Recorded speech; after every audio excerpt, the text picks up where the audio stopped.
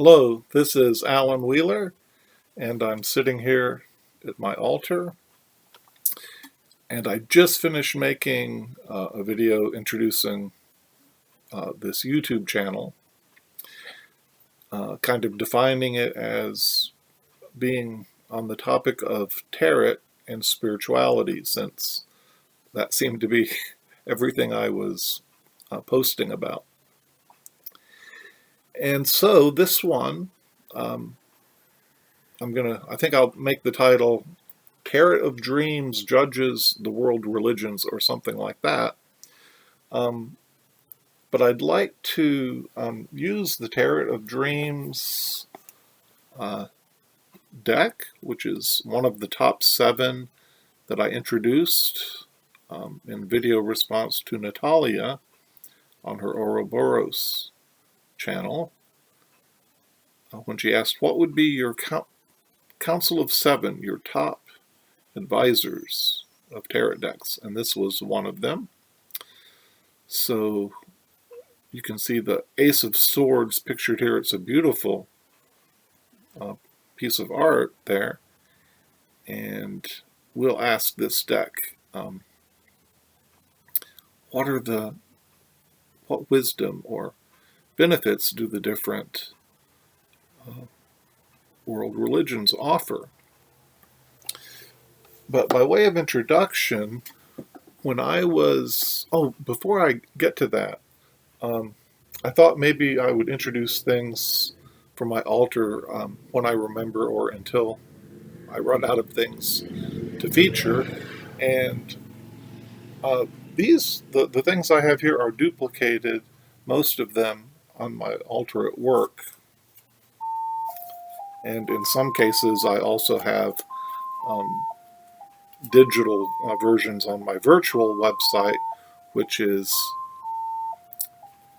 I'm going to get the phone.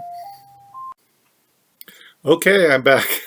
I'm glad I answered that, because that was my sweet one, Kristen, who needs to be picked up so we can leave a car with the kids at the theater where they're performing today.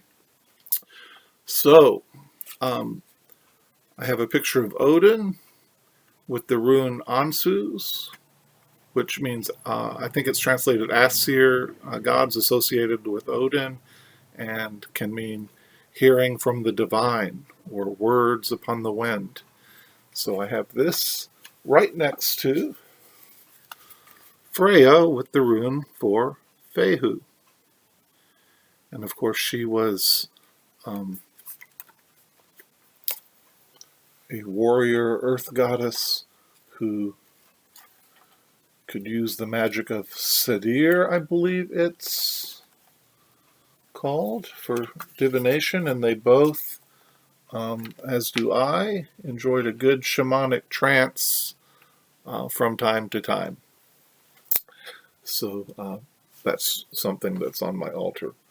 So by way of introduction to the topic of this video, when I was in high school in Houston, Texas, I struggled even then with the dilemma, how can just some religion, how can only one religion be true, or some? And almost equally, well, how can they all be true with all the differences? And one day, I'm afraid it might have been in a group of friends who were smoking pot or something, but I had the aha moment that, maybe there's a thread of truth that runs through all the different religions, and that maybe at the heart there's something they share that we can learn, a wisdom or faith we can learn. I did, at least by college, come across the concept of the blind men and the elephant, and in that famous poem that I think I've posted ad nauseum about on my website and videos here, but in the in the poem, the blind men are all around the elephant, and one has a hold of the ear and says, "Oh, this thing is a fan," and one has the tail and says, "No, no, it's very like a snake," and one had a big leg and said, "No, it's very like a tree," and they all had a different interpretation there. And the poem ends saying all of them were wrong. But in a sense, there's a sense in which all of them are right. And if they just got together, they could put the pieces of the puzzle together. They would find out, yes, it's got fan elements and tree likenesses and snake likenesses and so on. In addition, there is a thread of truth there as well, in that they all can feel it's something solid, and the skin is rough. Maybe they can all tell it's living and breathing. It's big. So there's certain things, and they also all know that parts of it are beyond them, that they can't see, that they are blind. The poem's initial point, I think. So this analogy can be pushed pretty far, and it's pretty helpful to me. And in recent years, I came across a book called The Perennial Philosophy by Aldous Huxley, and his impulse was similar, that he wanted to find a core wisdom shared by the different religions, and he pieced together fragments and gave his commentary on different mystics and things in his book. So with that background, I do want to ask the question, well, what benefits or wisdom do these different paths offer? And so I will pull out the Tarot of Dreams cards. Here's the beautiful back design here. I've already given them 7 overhand shuffles and a riffle shuffle and a cut, but I'll just give them one more mix here and another cut. And let me first ask about theism, or in particular monotheism, and that would be the Abrahamic religions, or those that believe there's one God that tends to be personal, that interacts with people, this one God, in most of these. So the card I drew is Temperance. Temperance in here. Pictured here, she's got a flaming disc and a disc of water, and she's flying like an angel, and there's that rainbow there. So maybe we could say that one of the values of the idea that God is one is that it does contain that rainbow, that it tries to synthesize everything and bring everything into one unity. And we know from the Thoth version, alchemy, that it has to be just the right mixture. So maybe that's that's one of the good impulses of monotheism. And we do, on the Rider-Waite-Smith card, see the path leading to a crown in the mountains, suggesting there is a transcendental path to one goal, to one wisdom or knowledge there. So that's the Temperance card. Let's ask the same question of pantheism. Not God is one, but God is all. That everything is God. Me and you and the altar and the trees and the rivers. They are all God. And so that idea of pantheism. So I'll consider this one spread. So I'll just draw a card without shuffling again. And we draw, oh, the Hermit. Well,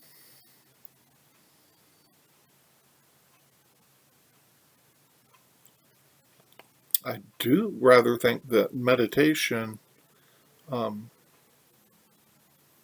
is a feature of Hinduism and a lot of the pantheistic religions, but perhaps it does encourage us to look into ourselves, for God is within each of us, as the hermit does his soul searching there in his cave. So maybe that is a strength, benefit, or wisdom that we can get from pantheism in the Hermit card from the Tarot of Dreams.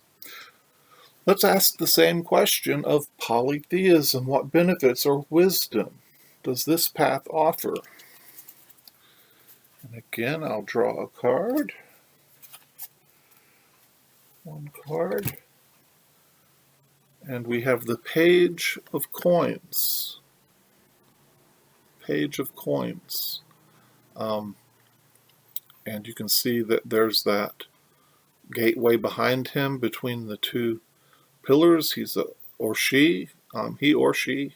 It's a bit androgynous, which is good, I think. And we can see nature there. Perhaps the suggestion that nature is divine, or a bridge to the divine. Have to refresh my understanding of polytheism, but I know some of the I know many of the pagan paths would be polytheistic, and nature herself would be divine in and on many of those paths, I believe. So maybe that renewal of that closeness to nature, seeing the divine in those tutelary deities that belong to a place or a culture, or the idea that even the trees have spirits and nature itself is divine. Maybe we can see that in this Page of Coins, that we get messages from the divine through nature. Okay, I may need to sit with that longer, but let's try the same for deism. Deism. I'll pull a card here. And deism, the idea that God is either a universal force that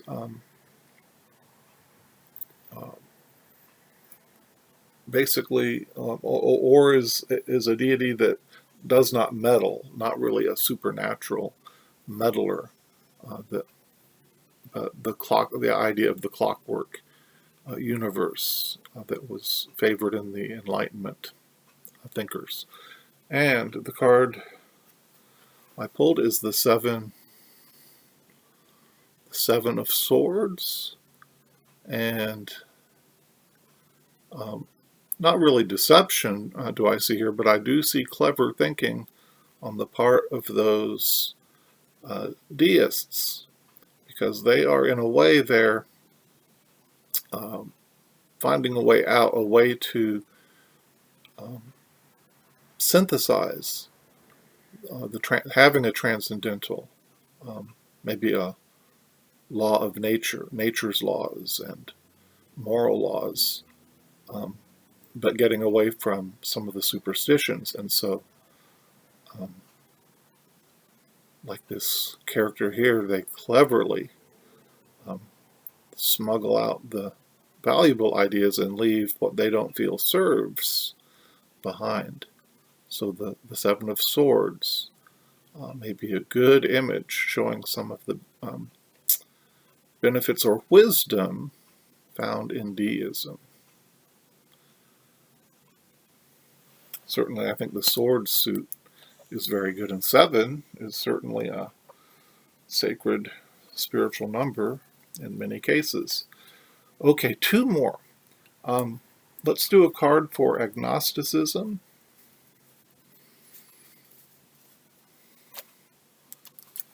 Those who just don't know. Maybe they're skeptical, or maybe they just throw their hands in the air. And here, it's the Palace of Swords, which all the suits have a palace card. And here,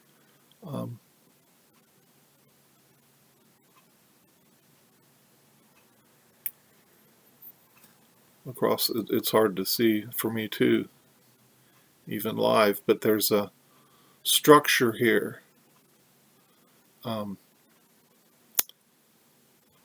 And so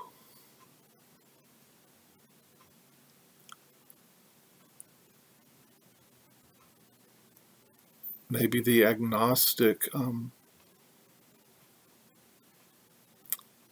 lives in that place. That's the palace represents that setting where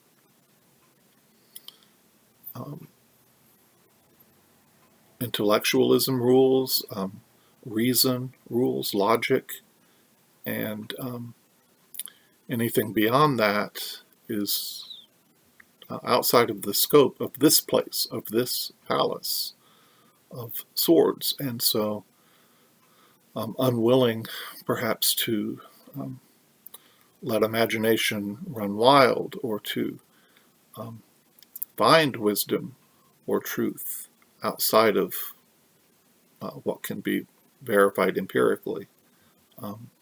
So the value of that card would be living in that reasonable place, very practical. Faith, if you want to call it faith. That skepticism, that agnosticism in the Palace of Swords.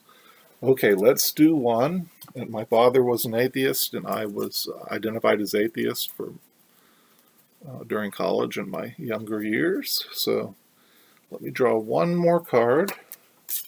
What are the benefits or wisdom offered by atheism? And I draw a card I wouldn't have guessed, the King of Cups.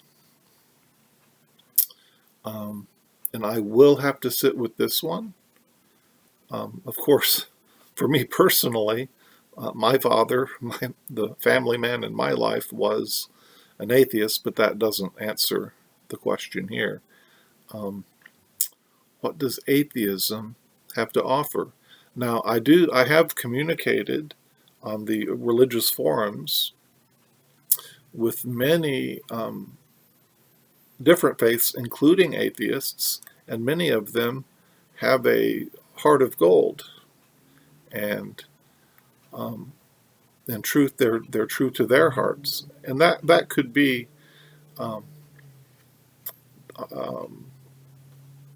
again, I really need to sit with this, But the the atheists that I have uh, dialogued with on the forums are very true to their hearts, and